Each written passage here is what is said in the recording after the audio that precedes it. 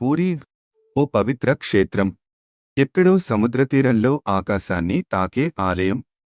ఇక్కడే నిత్యం భక్తుల ప్రార్థనలతో మార్మోగే శ్రీ జగన్నాథ స్వామి నివాసిస్తాడు.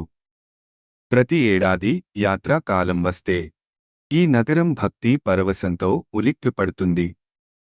జగన్నాథుడు తన సహోదరుడు బలభద్రుని, సహోదరి సుభద్రతో కలిసి గుండిచా దేవాలయానికి రథయాత్ర చేస్తాడు. ఇది కేవలం దేవుని ప్రయాణం కాదు. ఇది మన భక్తి ప్రయాణం కూడా. రథయాత్ర అనేది సమానత్వానికి ప్రతీక.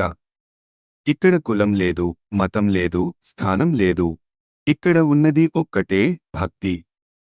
చిన్నవాడు నుండి పెద్దవాడు వరకు అందరూ అదే రసితో రథాన్ని లాగుతారు. ఈ యాత్రకు వేల సంవత్సరాల చరిత్ర ఉంది. శ్రీ చైతన్య మహాప్రభు ఈ రథాన్ని చూసి ఆనంద భాష్పాలు పోశారట.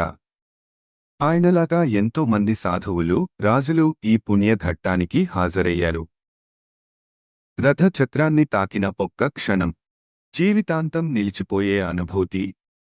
వారు దేవుణ్ణి కాదు, మన మధ్య తిరుగుతున్న దైవం. ఈ యాత్రలో పాల్గొనడం మానవ జన్మను ధన్యంగా మార్చుతుంది.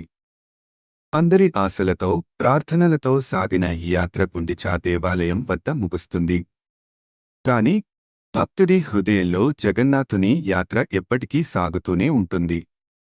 జగన్నాథుని రథాన్ని లాగటం అంటే మనలోని పాపాలను విడిచిపెట్టి పవిత్రత వైపు పయనించడం. ఈ యాత్ర మనందరినీ ఒకటిగా చేసే భక్తి బంధం. జగన్నాథ రథయాత్ర విశిష్టత ఆధ్యాత్మికం, భక్తిమయం, కాసింత భావోద్వేగం.